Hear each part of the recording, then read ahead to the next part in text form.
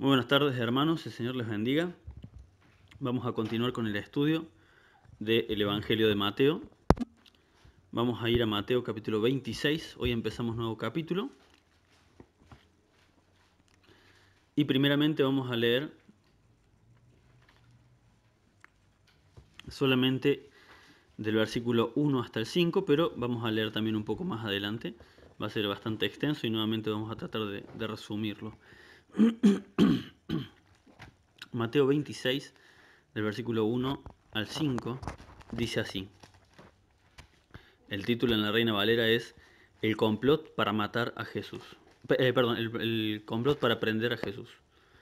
Cuando hubo acabado Jesús todas estas palabras, dijo a sus discípulos: Sabéis que dentro de 2 días se celebra la Pascua, y el Hijo del Hombre será entregado para ser crucificado. Entonces los principales sacerdotes, los escribas y los ancianos del pueblo se reunieron en el patio del sumo sacerdote llamado Caifás, y tuvieron consejo para prender con engaño a Jesús y matarle. Pero decían: no durante la fiesta, para que no se haga alboroto en el pueblo. Ante que nada, perdón porque estoy un poco mal de la garganta y por eso estoy tosiendo a cada rato.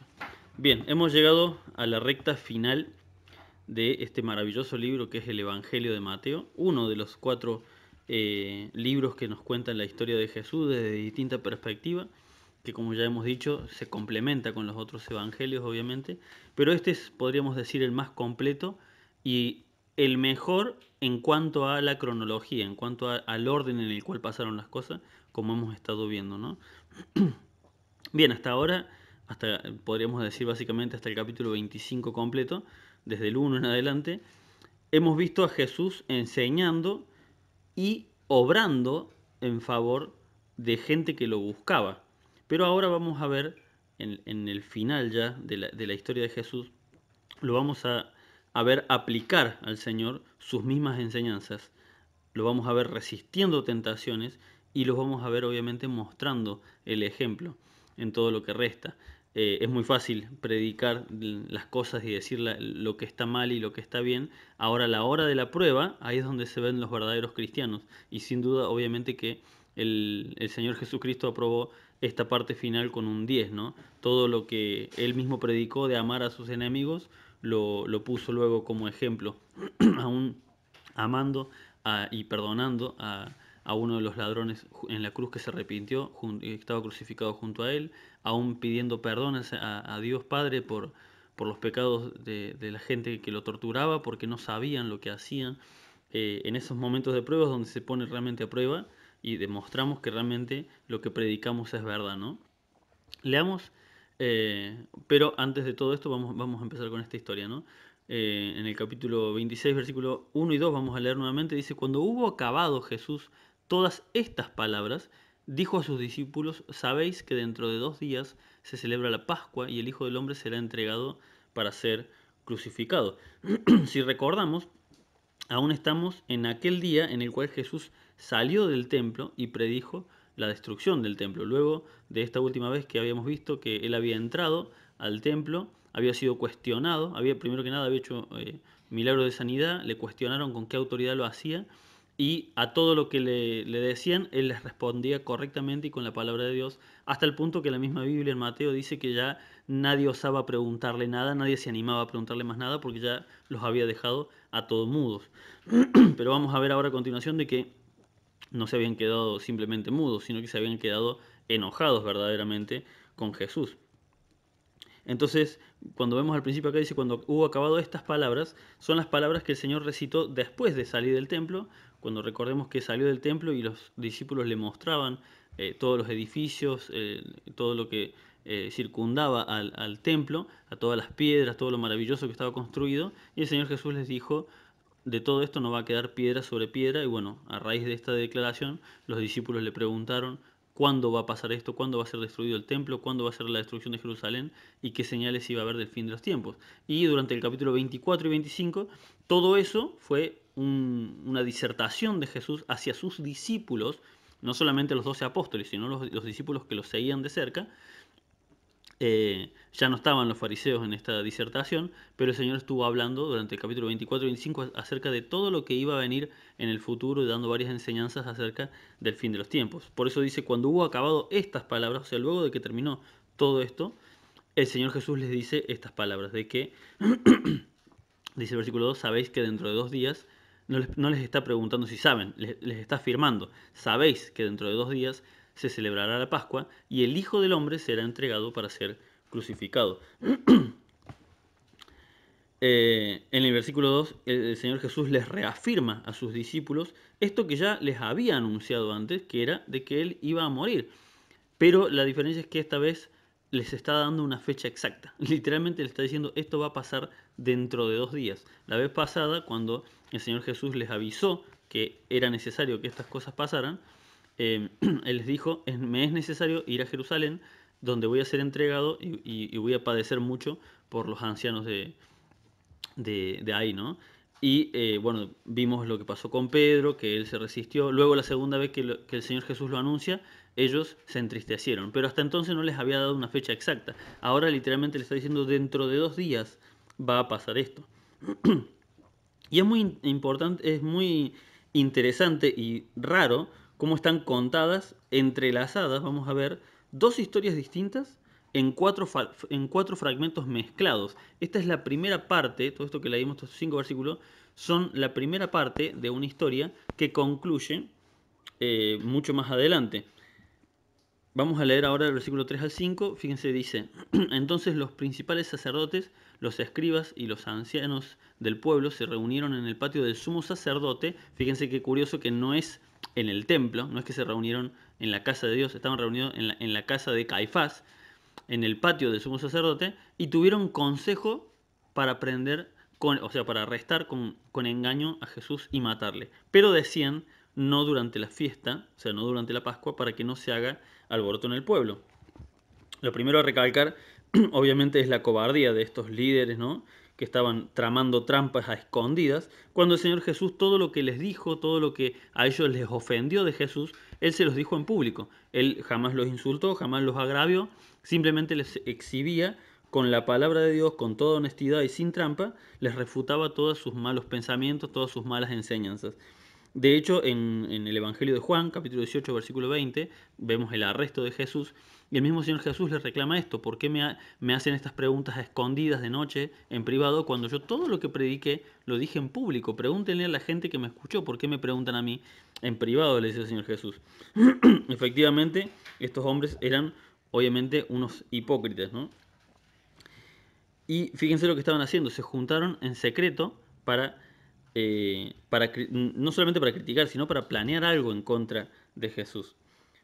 Y esto tristemente es algo muy común, ¿no? Existen personas que al ser exhortados por la palabra de Dios, ¿qué suelen hacer? Se enojan contra el predicador, se enojan contra el pastor, y lo primero que suelen hacer es buscar a otros compinches con quien hablar en privado, en secreto. Se juntan en las casas a hablar en contra del pastor. De ahí vienen precisamente las divisiones en las congregaciones. Por eso, en varias partes en el Nuevo Testamento, tanto en 2 de Corintios capítulo 13, versículo 11, en Filipenses capítulo 4, versículo 2, y en 1 de Pedro capítulo 3, versículo 8, se nos insta a ser todos de un mismo sentir. Y ese mismo sentir obviamente se refiere a buscarlo a través de la palabra de Dios. Cuando en la congregación buscamos que el centro sea la palabra de Dios, entonces no va a haber diferencias entre nosotros. El problema es que a estos hombres, estos religiosos, no les interesa lo que decía la palabra de Dios, no les interesaba los razonamientos correctos del Señor Jesús, les interesaba juzgarlo, criticarlo por cosas exteriores, cosas que no tenían nada que ver con lo verdaderamente importante. Eso es lo que pasa y eso podríamos llamarlo una actitud farisaica, ¿no? Una actitud de fariseo. El que no te gusta la predicación que se está predicando y con otros amigos, con otros compinches en secreto, se ponen o nos ponemos a criticar al que predicó, en vez de refutarlo, si está mal con la palabra de Dios, podemos refutar, podemos ir y decirle, mira hermano, esto se equivocó acá, pero cuando la palabra de Dios muchas veces toca en la parte que más duele, que es en el pecado, mucha gente tristemente, y muchos lo hemos hecho, porque todos hemos cometido el error, pero en otros tiempos también uno a veces se ha enojado con el predicador y ha criticado al predicador porque lo que estaba haciendo era meter el dedo en la llaga, como hacía el Señor Jesús o sea, simplemente hablar del pecado. Y en el versículo 5 dice que decían que no querían arrestarlo a Jesús durante la fiesta de la Pascua. ¿Por qué? Para que no se haga alboroto. No es que al sacerdote le importara realmente nada la Pascua, no es que no quisiera molestar a la gente por el tema de la Pascua. El problema, lo que el sumo sacerdote básicamente estaba haciendo era cuidar sus propias espaldas, porque los sumos sacerdotes de acá del tiempo de Jesús no son los mismos sumos sacerdotes de la ley de Moisés. Cuando Dios deja establecido con Moisés a los sumos sacerdotes, los únicos que podían ser sumos sacerdotes eran los descendientes de Aarón. Pero después de que fueron cautivados y fueron llevados a Babilonia, se perdieron muchos registros de qué familias venían cada uno. Y luego para el tiempo de Jesús, unos 400 años más tarde, después de la cautividad en Babilonia, ya los que estaban, una que el arca del pacto ya no estaba, se perdió en ese trayecto en el medio, se perdió. Hay varias teorías de por qué, de dónde está el arca, pero bueno, no viene el caso. Así que ya el arca no estaba en el templo, por lo tanto el Señor no estaba respaldando esos sacrificios que se hacían. Y otra cosa que estaba pasando mal en el templo del tiempo de Jesús es que ya los sacerdotes no eran los sacerdotes descendientes de Aarón. Estos nuevos sacerdotes, por ejemplo, que se menciona acá que es Caifás, eran personas puestas a dedo por el Imperio Romano. Esto ya no era un designio de Dios, no era gente santa verdaderamente, era un tema político. ¿Sí? Eran los sacerdotes y sumos sacerdotes en el tiempo de Jesús, básicamente eran punteros políticos del Imperio Romano. ¿Qué pasaba? Que cada vez que había un alboroto entre la gente, si el sumo sacerdote no sabía contenerlo, ¿qué hacía el Imperio Romano? Destituía al sumo sacerdote y nombraban un nuevo sumo sacerdote. Por lo tanto, no duraban más de 4, 5, 6 años cada sumo sacerdote, porque cada tanto había revueltas de vuelta. Este hombre, Caifás, fue un hombre bastante sabio, inteligente, no sabio, inteligente en el mal sentido, porque buscaba siempre la forma de mantener al pueblo quieto, tranquilo, para que no alboroten la ciudad y no lo destituyan de su pueblo. Así que no es que le importara la Pascua, no es que le importara el pueblo, el alboroto del pueblo, sino que lo que le importaba era que no lo saquen de su rango. Pero lo cierto es que los planes de Dios no los puede frustrar un hombre, obviamente, porque se terminó dando, a pesar de que ellos hicieron todo lo posible para que no sea durante la Pascua, el arresto y la crucifixión de Jesús fue precisamente en el viernes de Pascua, ¿no? El viernes para nosotros, ellos tenían otros nombres de día. Así que recordemos, como acaba de decir que el Señor Jesús, que esto va a acontecer dentro de 2 días, ellos estarían 2 días antes, o sea, el día miércoles estaría pasando esto. Bien, de acá del versículo 5, Mateo 26, 5, vamos a dar un salto hasta el versículo 14, 15 y 16, porque ahí continúa esta historia, hace un intermedio, y ya vamos a ver por qué saltamos este intermedio y lo hacemos en este orden. Versículo 14, el título en la Reina Valera dice: Judas ofrece entregar a Jesús. Dice versículo 14: entonces uno de los 12, que se llamaba Judas Iscariote, fue a los príncipes. Perdón, estoy viendo mal el celular. Ahí está. Entonces uno de los 12, que se llamaba Judas Iscariote, fue a los principales sacerdotes y les dijo: ¿qué me queréis dar? Y yo os lo entregaré. Y ellos le asignaron 30 piezas de plata. Y desde entonces buscaba oportunidad para entregarle. Y aquí una pregunta que surge, ¿no? ¿Por qué es peligroso? ¿Por qué es peligroso juntarte a criticar, a condenar en privado a otras personas? Porque los únicos que se te pueden sumar a esa actividad son personas de la peor calaña. Y nadie podría ser considerado de la peor calaña, del peor tipo de persona, que el que entregó al mismísimo Señor Jesucristo. Estos hombres, siendo hombres perversos, se juntaban a escondidas y hablaban a escondidas. ¿Cómo se enteró Judas de que estos hombres andaban buscando matar a Jesús? Porque él obviamente estaba entre ellos, porque él obviamente se rodeaba de esta gente, se codeaba con la peor clase de personas. Y a la peor clase de personas solamente se le pueden sumar otra peor clase de personas. Así que cuando estamos juntados con alguien en nuestro hogar o en el hogar de alguien más y empieza a criticar a un hermano, al pastor, a otra persona, nos tenemos que dar cuenta inmediatamente de que eso no va a terminar bien, porque a ese tipo de conversaciones solamente se suma gente de la peor. Un verdadero cristiano huye de esas conversaciones porque sabe que pueden terminar mal. Como dice el mismo Señor Jesucristo, el árbol bueno da frutos buenos, y también en otra oportunidad dice, el hombre bueno del buen tesoro de su corazón saca buenas cosas. Por lo tanto, un hijo de Dios no tiene nada que hacer en un lugar donde se está criticando por criticar, donde se está injuriando al que predica, al pastor, al líder, a quien sea, porque obviamente eso no va a terminar bien. Estos hombres estaban haciendo esto. Primero simplemente difamaban a Jesús, querían hacerlo quedar mal, pero hasta tal punto llegó el odio de ellos que llegaron al punto de querer matarlo. ¿Y a quién se le sumó? El peor de todos del grupo que estaba con Jesús, Judas mismo. Ahora fíjense, vamos a ver cómo conecta esta historia de traición y trampa con la que está en el medio, porque es una forma muy extraña en la cual está contado esto. Los primeros 5 versículos conectan con estos 3 del 14 al 16, pero hay algo clave en el medio, por lo cual Mateo, seguramente inspirado por el Espíritu Santo, lo cuenta así entrecortado, ¿no? El versículo 6 hasta el 13 dice el título: Jesús es ungido en Betania. Y estando Jesús en Betania, en casa de Simón el leproso, vino a él una mujer con un vaso de alabastro de perfume de gran precio, y lo derramó sobre la cabeza de él. Y lo derramó sobre la cabeza de él, estando sentado a la mesa. Al ver esto, los discípulos se enojaron diciendo: ¿para qué este desperdicio? Porque esto podía haberse vendido a gran precio y haberse dado a los pobres. Y entendiéndolo Jesús les dijo: ¿por qué molestáis a esta mujer? Pues ha hecho conmigo una buena obra. Porque siempre tendréis pobres con vosotros, pero a mí no siempre me tendréis. Porque al derramar este perfume sobre mi cuerpo, lo ha hecho a fin de prepararme para la sepultura.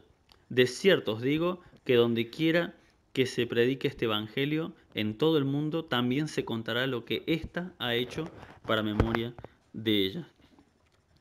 De esta enseñanza hay muchísimas prédicas, se pueden sacar muchísimas enseñanzas en el sentido de lo espiritual, cómo aplicarlo a nuestras vidas, ¿no? Pero yo me quiero enfocar en los detalles que conectan estas dos historias y por qué están contadas así, ¿no? Hay varios detalles y mucha información en estos versículos.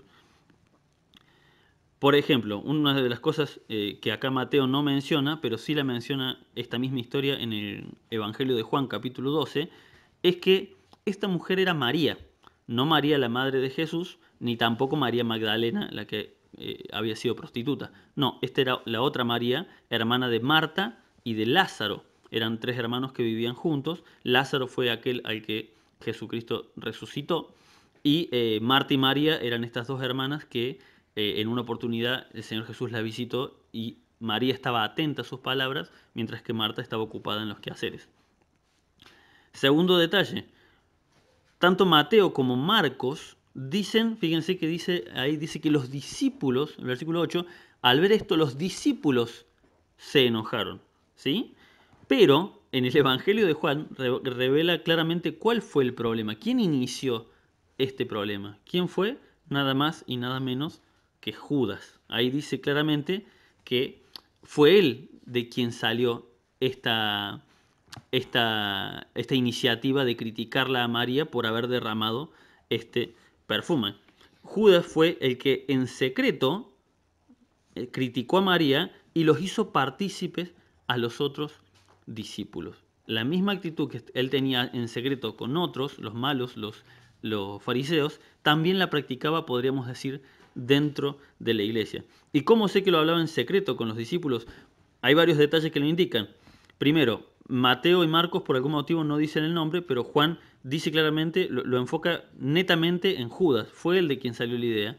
Y aquí podemos ver en el versículo 10, Mateo 26, 10, que el Señor Jesús, que dice la palabra de Dios, y entendiéndolo Jesús, no escuchándolo. No es que Judas dijo en voz alta estas palabras, no es que los discípulos le estaban criticando en voz alta a María. No, el Señor Jesús lo entendió por medio de su omnisciencia, por medio de su conocimiento, entendió que estaban murmurando de María por lo que había hecho. No es que ellos tuvieron el valor de decirle: no, María, esto que hiciste es un desperdicio. No se animaron a decírselo en público, ¿sí? Fue algo que salió de la boca de Judas, salió en privado hacia los otros discípulos para criticarla a María. Y precisamente en el Evangelio de Juan, capítulo 12, se nos aclara que estos Judas los hizo partícipes como con una falsa premisa. Les dijo, esto se pudo haber vendido se pudo haber vendido, sacado mucha plata y se le podría haber dado a los pobres.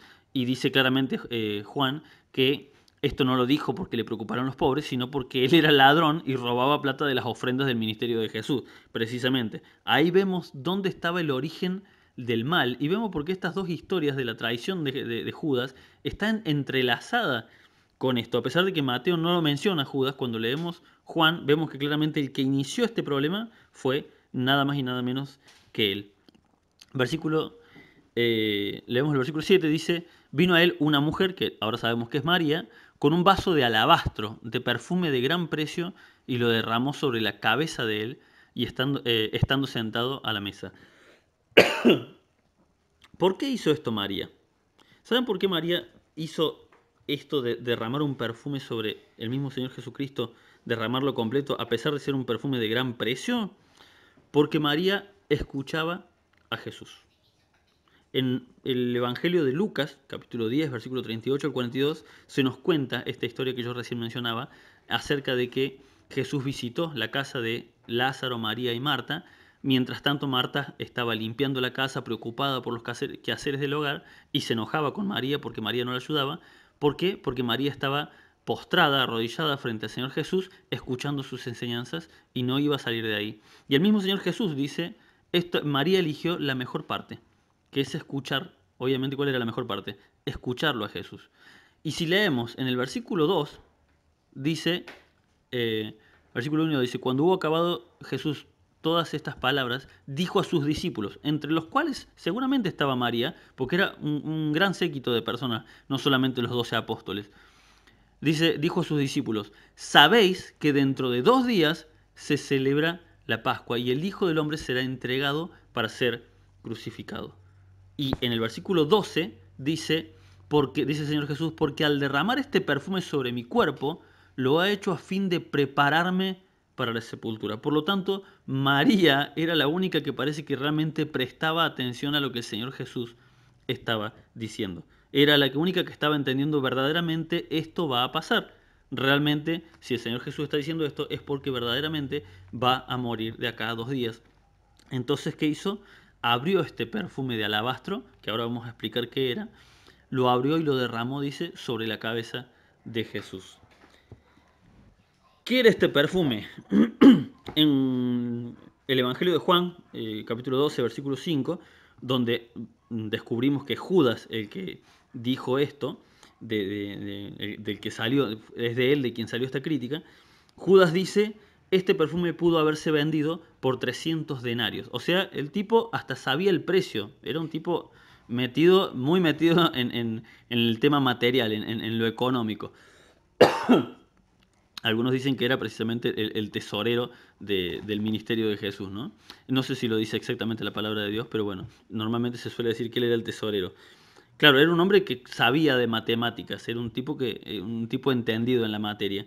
Y al ver el perfume de alabastro, dice, este perfume pudo haberse vendido por 300 denarios, lo que significa el salario de todo un año. Literalmente, a hoy en día sería un perfume de aproximadamente entre 1 y 2 millones de pesos. Un perfume incomprable, literalmente. Lo que nos hace preguntar, ¿qué hacía María con un perfume de semejante precio? Seguramente este perfume no es algo que ella haya comprado, era un tesoro familiar. Esto habría sido alguna herencia, algún regalo recibido tal vez de su madre, de sus abuelos, no se sabe, pero es un perfume incomprable. No era algo que valiera, que fuera para abrirse y ser usado. Era más bien una reliquia, era más bien algo usado, ¿cómo se dice? Como moneda de cambio. Hoy en día se estila mucho el tema de los objetos de colección, por ejemplo las monedas de colección, también juguetes, hay juguetes que salieron en los años 70, 80, que quien los compró nunca los abrió de su blister, de su empaque, y eso hace que el día de hoy ese juguete que en aquel tiempo fue comprado por $1 o $2, hoy en día valga miles de dólares. ¿Por qué? Porque es algo totalmente exclusivo, no que el juguete valga eso, sino porque es algo totalmente exclusivo que no tiene nadie. Un juguete de los años 70, 80 guardado en su blister. Bueno, este perfume era un perfume de alabastro, o sea, de mármol, era un perfume con todo un empaque tallado, algo maravilloso realmente, sellado para no ser abierto a menos que se use. Era un perfume para una ocasión muy especial, como por ejemplo la coronación o la unción de un rey. Y no era algo para ser usado así, ponerse un poquito y salir a la noche. Era algo muy exclusivo. Era algo totalmente único verdaderamente. Y Mateo y Marcos dicen, fíjense que esto es interesante también, tanto Mateo como Marcos, cuando relatan esta historia, dicen que María derramó este perfume sobre la cabeza de Jesús. Pero Juan, en el Evangelio de Juan, se nos dice que fue sobre los pies o en los pies. ¿Qué significa esto? Que lo que hizo María fue una unción. O sea, así como se ungía a los reyes, así como se ungió al rey David, por ejemplo, este perfume, que era una especie de aceite, no era un perfume líquido como los de ahora, se derramó completo sobre la cabeza, sobre todos los cabellos y la barba de Jesús, y este perfume chorreó por todo su cuerpo hasta llegar a sus pies, y en Juan dice que ella secó con sus cabellos, secaba el perfume de los pies de Jesús. O sea, lo que hizo con Jesús fue una unción completa de él. Esto es muy importante porque este perfume, nosotros estamos acostumbrados a los perfumes de la actualidad, ¿no? Que son líquidos. Vos te los ponés y en un par de horas ya ni se siente el olor. Capaz que te duran una noche. Pero los perfumes caros duran días el perfume. Los perfumes de antes, y más estos perfumes aceitosos que se hacían antes, podían durar semanas el olor. De hecho, en Juan dice que cuando abrió el alabastro, la casa se inundó del olor. Esto es un detalle muy importante porque, ¿saben una cosa? Ese olor, a pesar de que la Biblia no lo dice, lo podemos entender, ese olor seguramente acompañó a Jesús hasta la cruz. Ese perfume del Señor Jesús y todos los que lo rodearon y aún los ladrones crucificados al lado de él y aún los soldados que lo torturaron, los sacerdotes que lo juzgaron, todos deben haber sentido el olor de este perfume porque fue inundado tanto sus pelos, su barba, su ropa entera, los soldados que se quedaron con el vestido de Jesús, todos sintieron este perfume sin lugar a duda.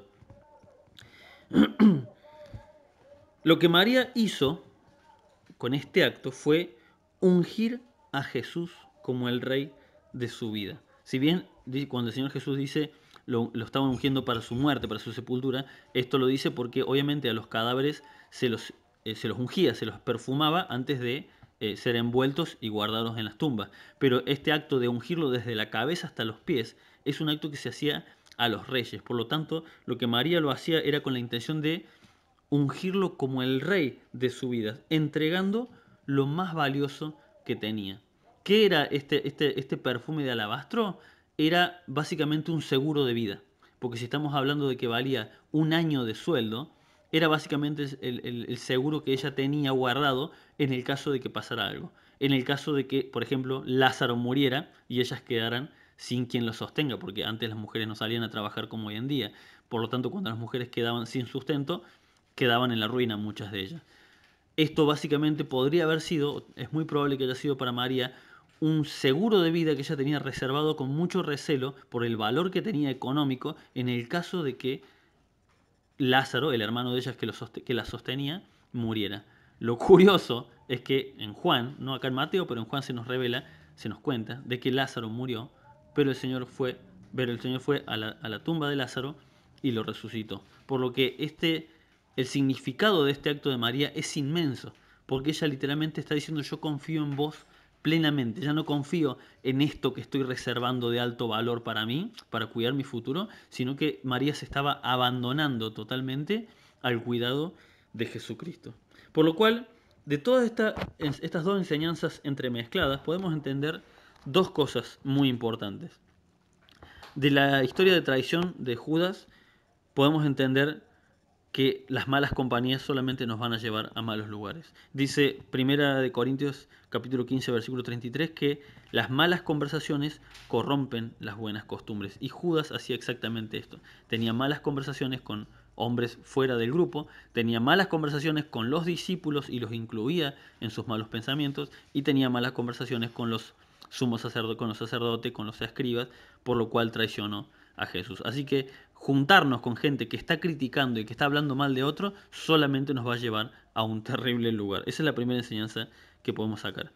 Y la segunda, y calculo yo que la más importante, más que una enseñanza, podríamos preguntarnos a nosotros mismos, ¿qué estamos dispuestos a perder por el Señor Jesús? Porque María literalmente entregó su seguro de vida solamente para hacerle una ofrenda a Jesús, una ofrenda de amor. Lo estaba coronando como el rey de su vida, entregando lo más valioso que tenía. ¿Estamos verdaderamente dispuestos a perder lo de más valor económico que tengamos por servir a Jesús? Es una buena pregunta que nos podemos hacer. El Señor les bendiga.